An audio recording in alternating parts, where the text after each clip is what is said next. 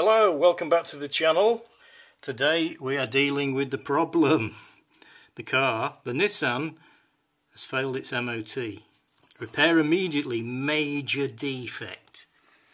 Well, yeah, okay. Well, apparently the problem is that the ball joint at the bottom, let me show you a picky. So the ball joint which is there, which is the bottom of the front suspension. So here's the spring and the front shocker and the hub. So the wheel goes on this bit here. So there's the hub. And at the bottom of the hub, kind of holding it on at the bottom, is a ball joint. As you can see that. So we need to undo that ball joint. There's a what they call a pivot bolt to remove there. And then there's like a retaining bolt at the back with a big rubber bushing on it to let it be able to move about. So I've been and got one from my friendly car factor, and the grand total of £40 was required, so really not expensive at all. All we've got to do now is get the old one off, which I suspect will be the biggest problem, and get this one on. Well, as per usual, when I'm making a car video, it's windy. So, because I'm filming this on a GoPro style camera, not much I can do about that. First job to do, I always take off the locking wheel nut. You know, it's still got 3 holding the wheel on, and loosen off the other 3. We'll then jack the car up. Now this car is one of those where you support it on like the seam. On the Nissan there's like a little V piece where my hand is. So I bought these little rubber inserts that go on standard axle stands, and the V will sit in there. It's much nicer to the car, and I think it's a bit more secure than just having it on the metal bits.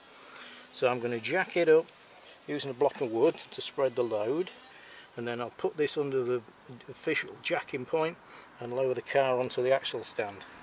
I always recommend using axle stands. They're not expensive.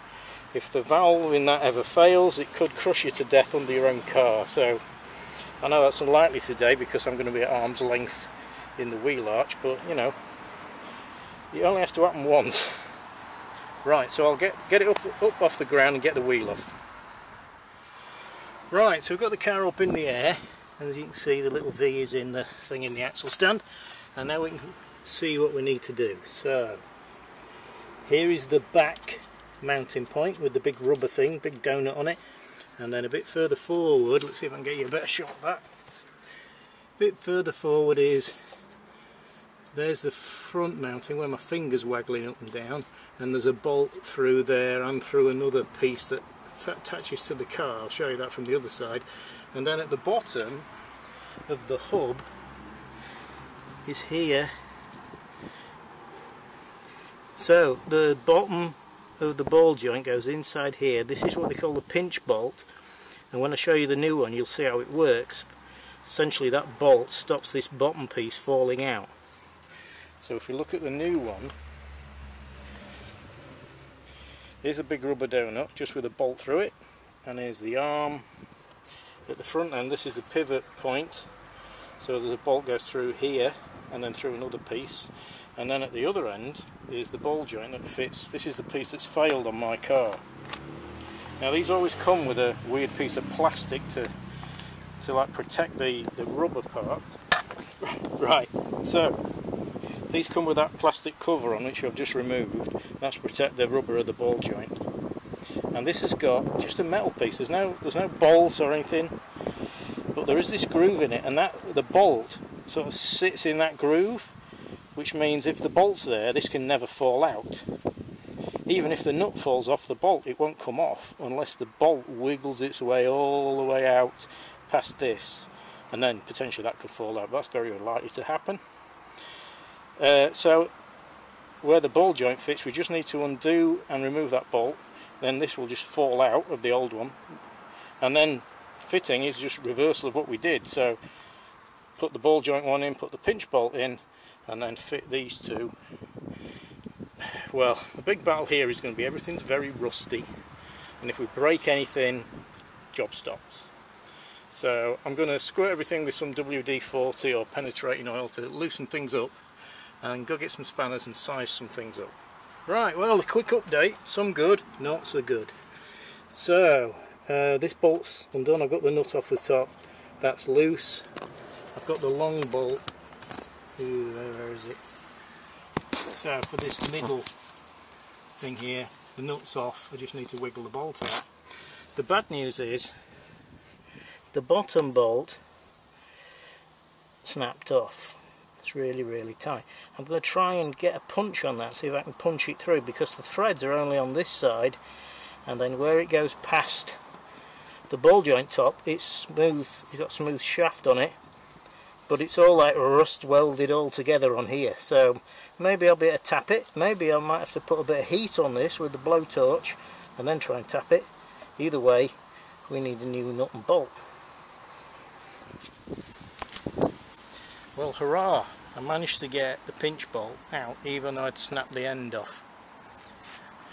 Now, the problem I had was the nut was missing from this side, and I could see the bolt was still there, and I knew in theory that the threads, let me show you the bolt,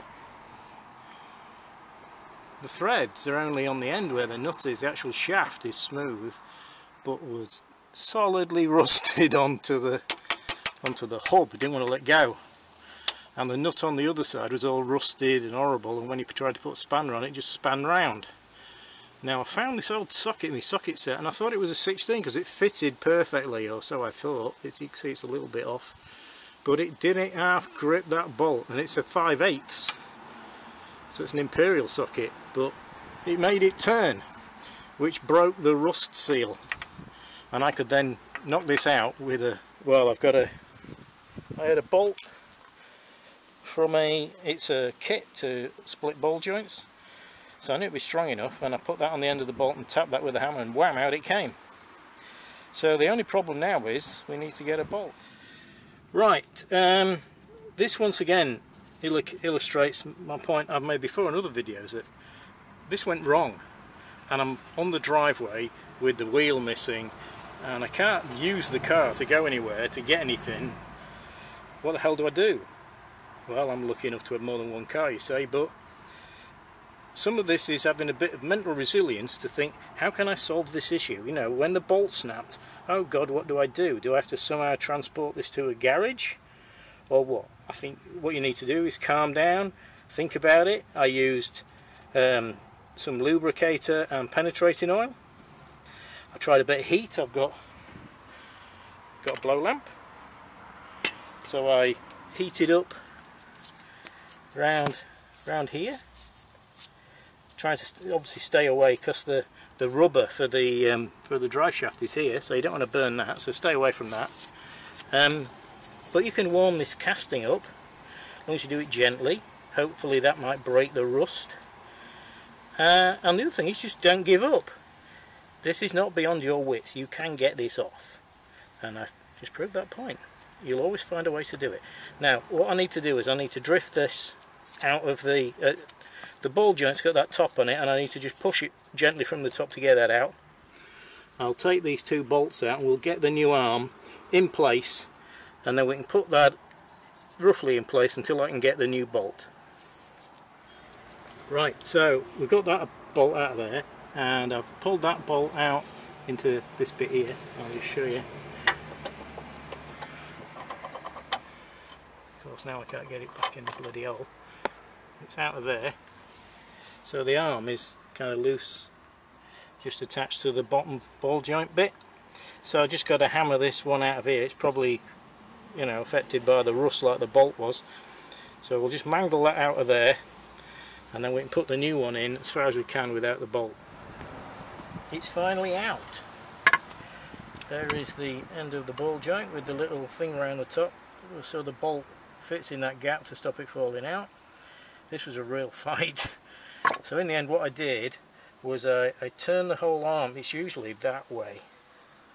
So I turned it around like that, because then that gives me, so that's up there, that gives me maximum space inside the wheel arch to attack it. And what I did was, this is the casting, or the part of the casting for the hub, where the pin, there's a hole there where my finger has gone in, that's where the pin goes, and then the bolt nips onto it and holds it with that recess through there. So in the top there's a little well, so I filled that with penetrating fluid, went off and did other things, and then using the old-fashioned OG tuning fork ball joint splitter, what you do is you put that underneath, and as you bash it with a hammer, obviously it's like a wedge, so it gets bigger and bigger and bigger, and eventually the ball joint gives up and comes out. And that's pretty much what happened. I didn't tap it that hard. It obviously wanted to come out. So I'm thankful that happened. So now we can put the new arm in. I'm going to clean all this up. I'll get some sandpaper or something and clean inside where the end of the ball joint goes, because that's full of rust. We can put the new arm onto them 2 bolts, and then we can offer it up into there, and maybe even put a temporary bolt in there until the new one comes, the proper one, the 7-pound bolt. Hello Nissan. And then the job will be finished. So I'll crack on and clean all this, and then we'll put the new arm in. Okay, finally got a light. So that one is done up, but not completely. This one I've managed to kind of get it in. Well, I've got it in. Let me explain how you do it. So there is a bit of finagling to do. So the bit where the arm comes down from the bodywork with the rubber bushes, you get it through that piece without the arm being in place. You can hold this out the way and get it so you can see the end of the bolt in this metal piece where my finger's going up and down. So there's like a U, the bush is inside it, and that's where it's going to then go into the arm. Get that in place, and then it's better if you lay on your back underneath the car and look up from underneath. So go under there, and then you kind of have to hold the arm up. Let me get this out of the way. You then have to hold the arm up and kind of move that and jiggle the bolt, and then suddenly it will all go through. So the bolt's through, it ain't got a nut on the end. I'm going to thread lock that and put the nut on, and then we'll torque these 2 big ones up to 110, and then we'll see what we do with the shiny end. Right, so these are the 2 parts you need. This is the bolt, and that's the number. Believe it or not, you have to order the nut separately. That's the part number for that one. They're not expensive. I think it's like £7, sorry, for this one. Probably about £3 for that. Yeah, it was a bit of a battle getting these from Nissan. The parts department was slightly lacking, let's say. But we've got it now, so we can put that on the car. Right, so they're both done up. This is the last one. Now I've had this temporary bolt in there for a week or so while we sort out getting the real one. I'm now going to take that out and put in the official Nissan version. Sorry about the noise, I'm on the drive. So this is 17mm shouldered bolt with a nylock on it. The Nissan one appears to be 16mm, but it's just the last job is just to take this out and put the official one in, just for peace of mind really, because my guess of what the bolt should be like, it might not be right. It seems to be okay, but belt and braces, so I'm going to take this out and put the Nissan bolt in its place. So the new nut and bolt is in, obviously wants tightening up. This is a 16mm. I have got a 16mm socket, but not a 16mm spanner. But I've found a 5/8, which is pretty damn close. It'll do well enough to hold it in place while I tighten it up with a proper socket. Now this only needs to be about 38 foot-pounds, so not that tight. So we'll go and tighten it up. And there we go, job is done. Bolt is tightened up. These 2 are tightened up, so it's just a matter of putting the wheel back on, and it's finished. So, how difficult was this? Fiddly rather than difficult. Obviously this was a bit of a battle to get out, but it's been in there for 12 years. These 2 not so difficult. This one a bit fiddly because you've got this extra bit of suspension support in there as well, so a bit more awkward to get back in, but overall not too bad. As I've said over and over again, the biggest thing in jobs like this is not to panic if you think it's all gone wrong. You will find a way to sort it out. So if you've enjoyed this video, please like, subscribe, ding the bell, all that good stuff, and we'll be back with some more content soon, hopefully. Thanks for watching.